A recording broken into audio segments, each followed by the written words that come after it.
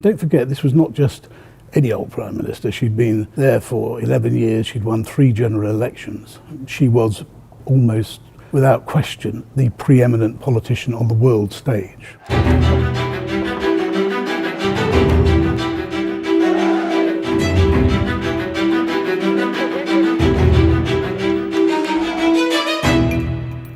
Philip Johnston, I'm the chief leader writer of the Daily Telegraph. Back in 1990, I was the chief political correspondent, and I was in Paris on the day that Margaret Thatcher fell. The following year, a number of events happened. One of them was a summit meeting in Rome in October 1990, which I covered, funnily enough, with a young European correspondent called Boris Johnston. He and I were covering this summit together, and in fact it was quite an impact on his view of Europe subsequently. And the idea that Margaret Thatcher attended to oppose the move in Europe to a single currency, which at that time was just a nascent idea among a few believers in Europe as a political project, which of course she opposed quite vehemently.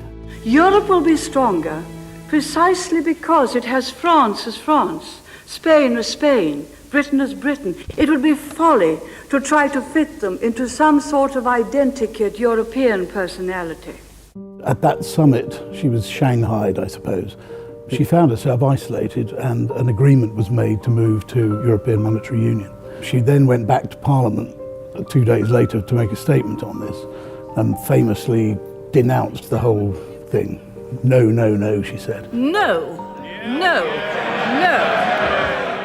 At that point, Sir Geoffrey Howe, who was her deputy and leader of the House of Commons, decided he'd had enough, so he walked out of the cabinet. Sir Geoffrey, silent in the 12 days since his resignation, had taken a lonely decision to tell all that was in his heart about Margaret Thatcher's method of running her cabinet. And that triggered the moment where Michael Heseltine, who was to challenge her for the leadership, put his name forward for a vacancy. The rules at the time were absolutely extraordinary. They allowed one Conservative MP and one nominee to challenge an incumbent Prime Minister.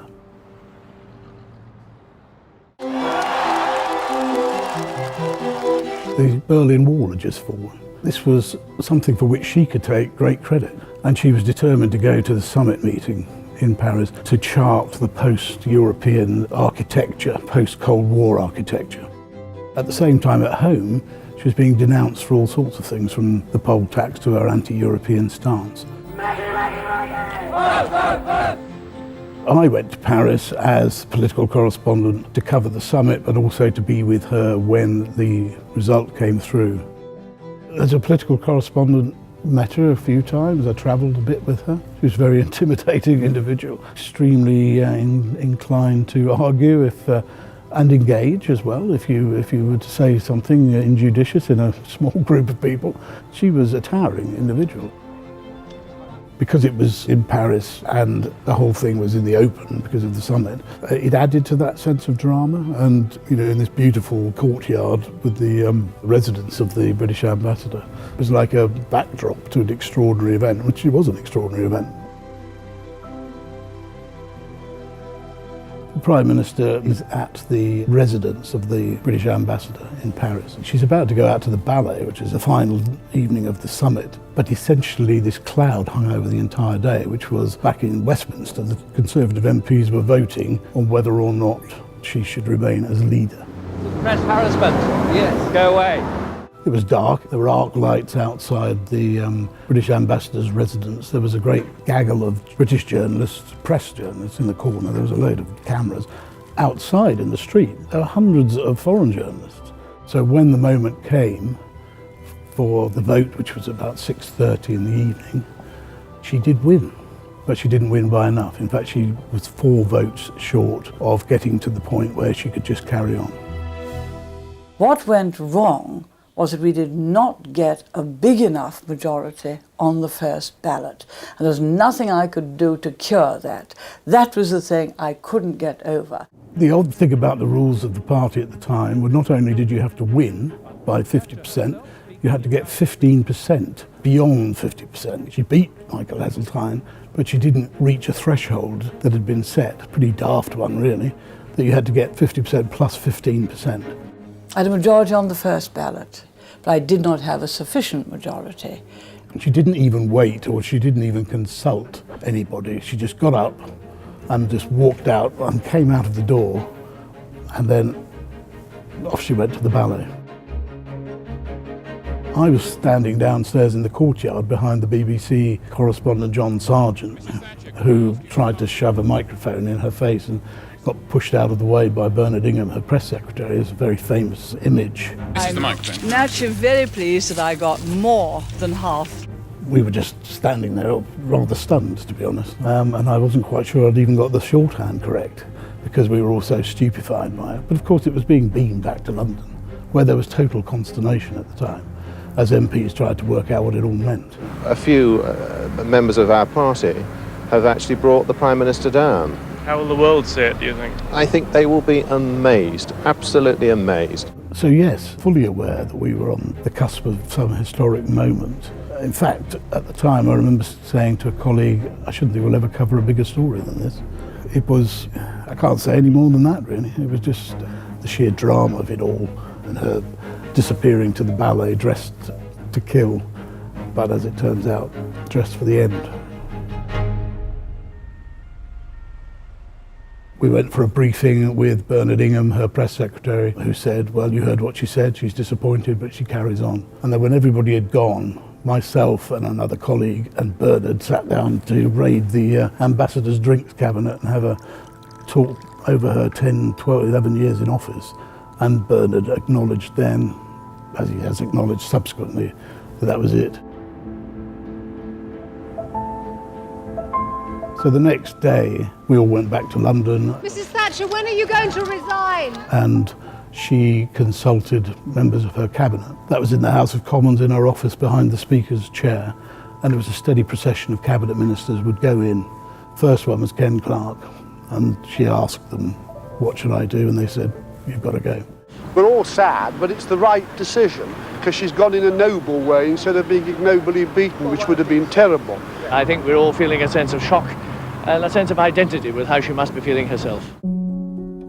Bernard Ingham, in his memoirs, has said that it was a traumatic experience. Those are his words. Yes, it was.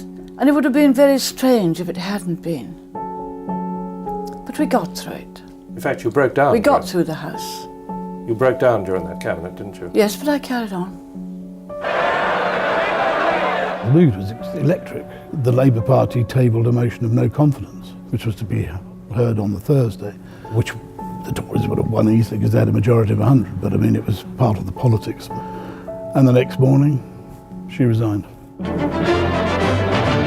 Good evening. The Prime Minister states her intention to resign. Even now, over 12 hours on, you have to pinch yourself to realise it, but the Thatcher era is over. There were two moments that spring to mind. First of all, she stayed on for a few weeks, and that involved her giving a speech in the House of Commons on the Labour Party's motion of no confidence. By that time, I was back fighting fit, as you saw. I'm enjoying this! Which was easily the best speech she ever made in the House of Commons, quite dramatic. In fact, my report of it was on the front page of the Telegraph the following day, and still one of my cherished cuttings. It ended by saying the look on the faces of the Conservative MPs was, what have we done? They're cowards. They did it because they were trying to save their seats. And they hid behind, most of them, behind the cloak of anonymity. And the effect has been that someone who has been elected 3 times by 30 million people has been turfed out by 150. And then 2 or 3 days later, she went to a cabinet meeting in the morning, and then she left number 10 Downing Street to go to the Queen and hand in her resignation. And she was seen in her car welling up with tears. 3 words summed it up, and there was really nothing else that people wanted to talk about. At Buckingham Palace, the crowds that had gathered for the changing of the guard suddenly found that they were in a prime position to witness a piece of history. I don't think she was in with a fair chance from now on. I don't think she'd ever have the same credibility. I'm very, very sorry about it, but I think she's done a wise thing. She was, I think, regarded as with the greatest esteem of all world leaders. I was a winner. I never lost a national election. Never.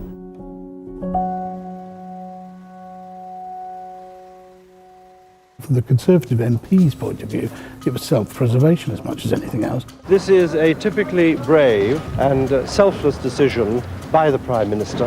They thought if we carry on to the next election with her, we'll lose. If we get somebody else, we might win. As it turned out, they were right. They did get somebody else, John Major, and they did win. So these were huge epoch-making events from the Conservative Party's point of view. People have been grumbling for a long time. It's very, very easy to grumble. It's going to be a very different situation now, and I think the whole world is going to miss her enormously. The divisions within the party between those who supported Margaret Thatcher and those who thought she should go were never healed for years. Arguably, they still haven't been healed. Should we stop there for a second? The first emotion you feel as a journalist is what a great story it is. It was to recognise the fragility of political power, however powerful you are. She has been an outstanding Prime Minister for the United Kingdom and an outstanding friend of the United States. The Conservative Party can get rid of a Prime Minister who'd won 3 general elections, was regarded as the world's premier statesman, who just effectively played a leading role in winning the Cold War. You can get rid of anybody.